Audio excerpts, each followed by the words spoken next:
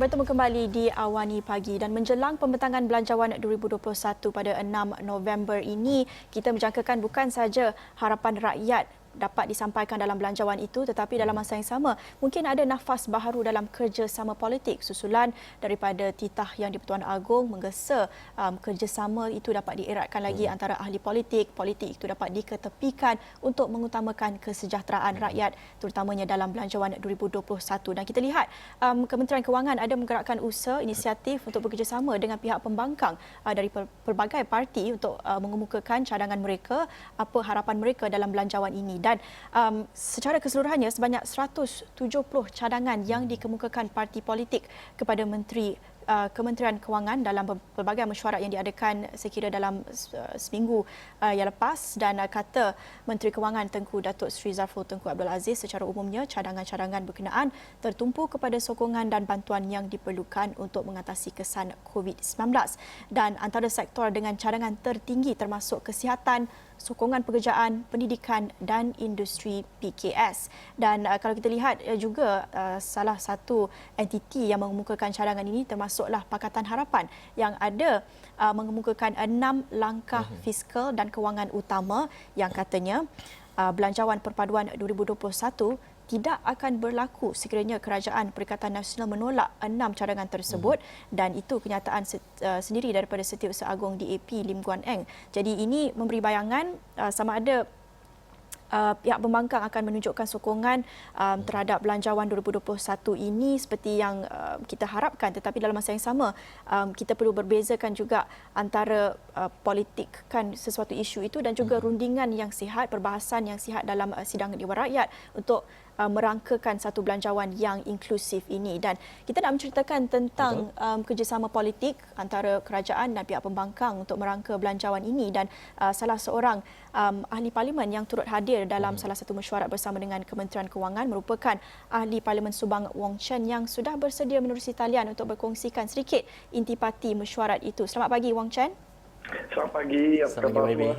Ya, boleh YB ceritakan sedikit apa selain daripada 6 cadangan yang dikemukakan oleh Pakatan Harapan itu sendiri, apa lagi intipati dalam mesyuarat itu, apa mungkin sentimen, mungkin kita harapkan sesuatu yang positif Jumaat ini? Saya rasa memang positif sebab cara yang pengendalian mesyuarat tersebut atau perbincangan tersebut tu memang dilakukan dengan baik. Saya buat presentation melalui PowerPoint dan Tengku Zafrul, Menteri Kewangan, memberi pandangan beliau point by point. Ini menunjukkan dia tu memang seriuslah tentang isu untuk berbincang perkara tentang bajet ni. Ya? Dan daripada isu sama ada kita akan sokong atau tidak, sebaiknya dalam minggu ini, masih ada 2-3 hari lagi sebelum 6 hari bulan November ni, sebaiknya Menteri berbincang dengan ahli-ahli kabinet dia dan lepas tu memberitahu kita sama ada dia akan terima atau tidak 6 perkara ini. Kalau tak terima, satu pun tak terima ataupun terima 4 ke terima 3 tu kita boleh bincang lebih lah pada pendapat saya. Sebab bajet ini, belanjawan ini bukannya berakhir semasa 6 hari bulan November. Kita akan berbincang secara dasar, perbahasan dasar akan berlaku. Jadi dalam masa daripada 6 hari bulan ke masa undi 23 November ni, ada lagi ruang untuk berbincang dengan secara baik. Jadi kalau kita melihat kepada 6 perkara ataupun 6 idea yang diusulkan oleh PH ketika berjumpa dengan Menteri Kewangan beberapa hari yang lalu adalah pertama dalam meningkatkan sumber Kementerian Kesihatan, adalah lebih banyak fokus kepada kita nak membendung COVID-19 dan juga kita nak memulihkan kepada ekonomi.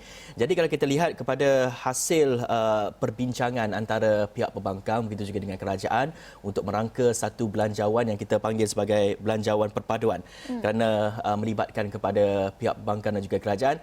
Bagaimana melihat kepada situasi ini? Adakah ia boleh diteruskan pada tahun hadapan ataupun hanya tertumpu kepada untuk kita menentang COVID-19 pada ketika ini saja, YB? Pada pendapat saya memang bajet ni, belanjawan ni memang unik lah.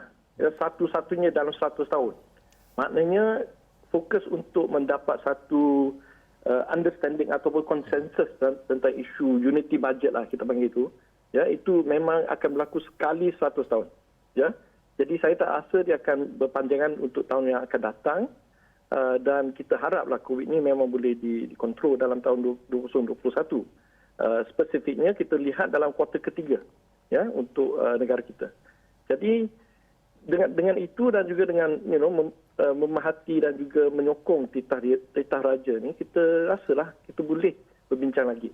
Jadi tapi unik untuk tahun ini saja. Rundingan mengenai belanjawan ini kita jangkakan dalam minggu depan, minggu-minggu akan datang. Tapi kita lihat saranan yang banyak dikeluarkan sebelum ini untuk ketepikan politik. Bagaimana YB melihat, adakah rakyat dapat membezakan antara mempolitikkan belanjawan ini dan juga dalam masa yang sama perlu mengadakan rundingan yang sihat berhubung dengan belanjawan? Isu politik ini sebenarnya isu demokrasi, bukannya politik semestinya politik lah. Politik jahat, politik baik itu cerita lain. Tapi demokrasi negara kita ni memang tak teguh sangat pada masa ini, ya. Sebab kita pun tahu ada percubaan darurat itu memang menggugat keadaan di parlimen. Dan kita pun tahu bahawa isu tentang no confidence vote ini tidak dibenarkan ataupun pandangan speaker telah jelas di dalam media bahawa tidak boleh dibenarkan tanpa sokongan daripada menteri undang-undang. Takkan menteri undang-undang akan menyokong satu motion untuk jatuhkan kerajaan dia sendiri. Jadi kita kena lihat isu bajet ni dalam konteks itu. Memang konteks COVID-19 kita semua sokong. Tetapi kita kena tahu juga bahawa satu kerajaan tu perlu ada legitimasi. Dia mestinya ada purpose, ada legitimate rule. Dan itu merumitkanlah isu rundingan ini. Ya, bagi saya rasa kita mesti ada accommodation. Mesti ada space untuk kita berlaku sebagai satulah, ya, secara united lah. Kalau nak kata untuk lawan COVID-19 tetapi sebagai satu opportunity untuk memastikan demokrasi Malaysia menjadi lebih kukuh, lebih baik untuk rakyat. Nah, jadi kalau saya lihat kepada 6 idea dan juga 6 usul yang dibawa oleh PH kepada Kementerian Kewangan, kebanyakannya usul-usul ini adalah melihat kepada kepentingan rakyat, sebagai contohnya menjaga ataupun memberikan peluang pekerjaan yang baru dan sebagainya. Bagaimana YB melihat kepada usul-usul ini? Adakah kerajaan mampu untuk merealisasikan ataupun bagaimana agaknya ketika perbincangan itu respon daripada Kementerian Kewangan sendiri melihat kepada usul-usul ini? Adakah positif ataupun sebaliknya? Saya rasa dalam perbincangan memang semua parti itu memang agree lah. Ya, kita boleh bersetuju bahawa isu tentang sosial, tentang kerja, tentang syarikat yang menghadapi masalah, semua ini kita boleh terima. Both side. Ya? Dan Tengku Zafrul itu memang sporting dan memang berterus terang. Tetapi isu yang kita semua tahu juga dalam perbincangan tersebut, kerana saya menimbulkan isu tentang pendapatan kerajaan ataupun government punya fiscal revenue, memang cabaran yang kuat sekali sebab income tax ni semuanya akan turun. Ya? Kalau harga minyak tak naik 50 US dollar, lagi teruk lagi. Jadi kita semua faham. Tetapi semua program-program sosial ni memerlukan wang yang cukup, dana yang cukup. Dan ini kita perlu lihat sama ada pendapatan kerajaan ni boleh disokong melalui pengisuan bon-bon ataupun sukuk yang baru untuk tahun 2021. Itu pokoknya. Memang semua nak buat, tetapi cukup atau tidak dana, bolehkah kita menimbulkan ataupun mengeluarkan bond dan sukuk yang secukupnya untuk semua perkara ini? Bagi kita memang sokong dasar fiskal yang mengembang ataupun expansionary budget untuk tahun 2021. Itu Tengku Zafrul memang berterima kasihlah pada kita bahawa kita tidak akan melawan falsafah fiskal budget untuk 2021, dan oleh itu saya rasa kita bolehlah, pada pendapat saya, boleh melakukannya. Belanjawan yang cukup unik itu kata YB sendiri, dan kita gembira dapat lihat kerjasama politik ini. Ini yang diperlukan rakyat ketika kita berdepan dengan kemelut dan juga krisis kesihatan dan krisis ekonomi. Kerjasama politik ini berapa lama agaknya kita boleh menjangkakan ia bertahan? Pastinya ini banyak bertujuan untuk menjayakan atau merangkakan belanjawan yang inklusif, yang menyeluruh, tetapi adakah kita boleh menjangkakan kerjasama ini bertahan dalam jangka masa yang panjang atau bagaimana? Saya rasa kerjasama ini akan berterusan sehingga COVID-19 dibentang lah, ataupun dikawal dengan baik.